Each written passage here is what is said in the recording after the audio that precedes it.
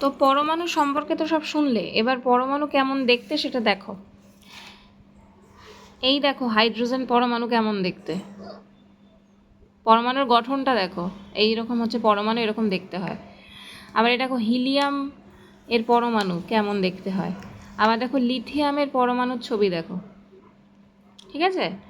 আগে ছবিগুলো দেখো তারপর বলছি আবার। এই যে এটা হচ্ছে কার্বনের পরমাণুর ছবি, ঠিক আছে? সোডিয়াম পরমাণুর ছবি, আর এটা হচ্ছে ক্লোরিন পরমাণুর ছবি, ঠিক আছে? এবার একটুখানি বোঝাই।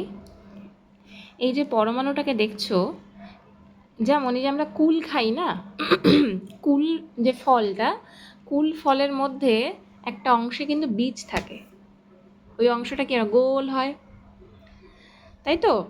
যেখানে বীজ থাকে অংশটা গোল হয়, এবং বাইরে অনেকটা অংশ ফাঁকা থাকে যেখানে শুধু ওই মাংসটা থাকে, তাই তো? এবার এই যে পরমাণুকে যদি আমরা সে একটা কুল বলে চিন্তা করি যে এটা একটা কুল, তাহলে এই অংশটা বীজ থাকে, আর বাইরের এই অংশটা কি, কুলের মাংসটা থাকে না?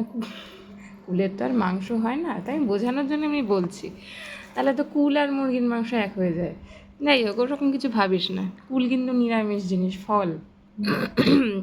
তা এবার এই যে ঠিক মধ্যেখানে পরমাণু কিন্তু 3টে কণা দ্বারা গঠিত হয়, 3টে কণা থাকে পরমাণুর মধ্যে। একটা হচ্ছে, নামগুলো জেনে রাখ, একটা হচ্ছে প্রোটন, একটা হচ্ছে ইলেকট্রন, আর একটা হচ্ছে নিউট্রন। তাহলে পরমাণু 3টে টুকরো বা 3টে কণা দ্বারা গঠিত। কি? প্রোটন, ইলেকট্রন, আরেকটা হচ্ছে নিউট্রন। তো আমরা যেটা বললাম যে পরমাণু 3টে কণা দ্বারা গঠিত। এবার কোন কণাটা কোথায় থাকে এই 3টে কণার মধ্যে? দেখো একদম মাঝখানে দেখছো এই যে গোল রয়েছে, দেখতে পেয়েছো? এই মাঝখানে যে প্লাস চিহ্নটা তোমরা দেখতে পাচ্ছ, প্রোটনের যে চিহ্ন, প্রোটন যে পরমাণুর একটা কণা, তো এই প্রোটনের যে চিহ্ন সেটা কিন্তু এই প্লাস দিয়ে দেখানো হয়। আর এই যে যেটা মাইনাস চিহ্ন দিয়ে দেখানো হচ্ছে, দেখো এই যে এখানে একটা, এখানে একটা, এই যে মাইনাস চিহ্ন দিয়ে যেগুলো দেখানো হচ্ছে এগুলো কিন্তু ইলেকট্রন, ঠিক আছে? আর যেটা কোনো চিহ্ন দিয়েই দেখানো হয়নি সেগুলো হচ্ছে নিউট্রন। এই যেমন এইটা দেখো, এবার ধীরে ধীরে বোঝার চেষ্টা করো যে যেগুলো মাইনাস চিহ্ন দেওয়া, মাইনাস দিয়ে যে গোল করায়, যে যতগুলো হচ্ছে মাইনাস দিয়ে গোল করা, এগুলো সব কি? ইলেকট্রন। আর যেগুলো প্লাস চিহ্ন দিয়ে গোল করা এগুলো সব হচ্ছে প্রোটন। আর যেটা কোনো চিহ্নই নেই সেটা হচ্ছে নিউট্রন। এইবার দেখো এই যে সোডিয়াম পরমাণু যেটা তোমাদের দেখাচ্ছি, এই সোডিয়াম পরমাণুতে প্লাস চিহ্ন দিয়ে তার পাশে কত সংখ্যা কি লেখা আছে দেখো তো? 11 লেখা, তাই না? মানে 11টা প্রোটন আছে এর মধ্যে।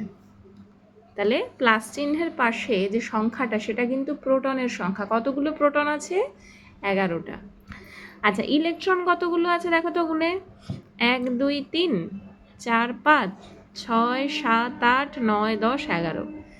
ইলেকট্রনও 11টা আছে পরমাণুতে। সাধারণ অবস্থায় পরমাণুতে ইলেকট্রন এবং প্রোটনের সংখ্যাটা কিন্তু সমান হয়, একই থাকে। নিউট্রনের সংখ্যাটা কম বেশি হয়। দেখো নিউট্রনের সংখ্যাটা, এই যে নিউট্রনে প্লাস মাইনাস কিচ্ছু থাকে না, কিন্তু নিউট্রনের সংখ্যাটা কত দেখাচ্ছে? 12, ঠিক আছে?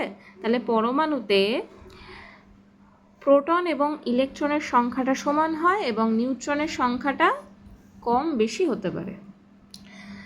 আবার কার্বন পরমাণুর ক্ষেত্রে দেখো তো, প্রোটনের সংখ্যা কটা? 6টা। তাহলে ইলেকট্রনের সংখ্যা কত হবে? 6টাই হবে। ইলেকট্রন আর প্রোটনের সংখ্যা তো সেমই থাকে।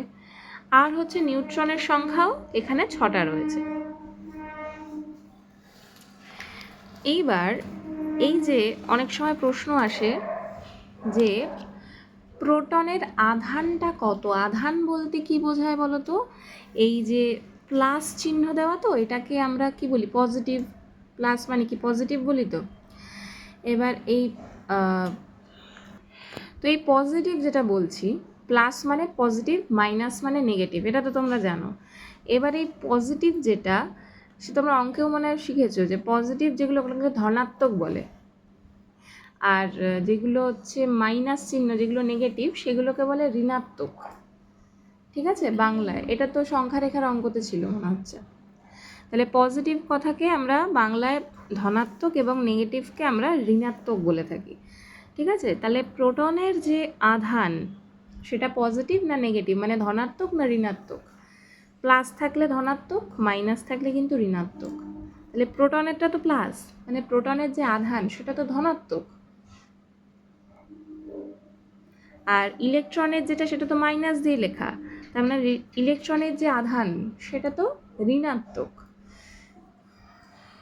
আমি একটু ভিডিওর মাধ্যমে বুঝিয়ে দিচ্ছি যে পরমাণুর নিউক্লিয়াস বা কেন্দ্রক কোনটা।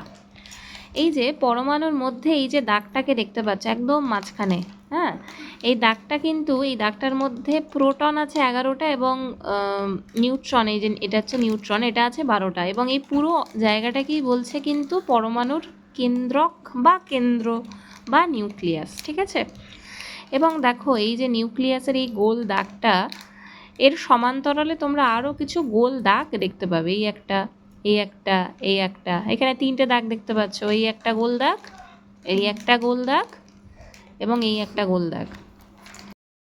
তাহলে এই যে নিউক্লিয়াস, এই নিউক্লিয়াসের বাইরে এই যে পথগুলো দেখছো যে গোল গোল, এই যে এটাকে কিন্তু বলছে কক্ষপথ, এই প্রত্যেকটাকে বলছে কক্ষপথ। ঠিক আছে, এই দেখো 3টে কক্ষপথ রয়েছে, আর এই কক্ষপথ ধরেই এই যে মাইনাস চিহ্নযুক্ত এই যে কণাটা, যেটাকে বলছে কি ঋণাত্মক আধানযুক্ত যে কণা, যেটার নাম হচ্ছে ইলেকট্রন, সেটা কিন্তু এই কক্ষপথ ধরেই সবসময় কিন্তু চলছে, স্থির নেই, কিন্তু সবসময় চলছে। তো পরমাণুর মধ্যে এই যে ইলেকট্রন কণাগুলো, এই যেগুলো মাইনাস চিহ্নযুক্ত ঋণাত্মক, যে পথ ধরে ওরা সবসময় চলাচল করছে, ঘুরছে, সেই পথটাকেই কিন্তু কক্ষপথ বলে।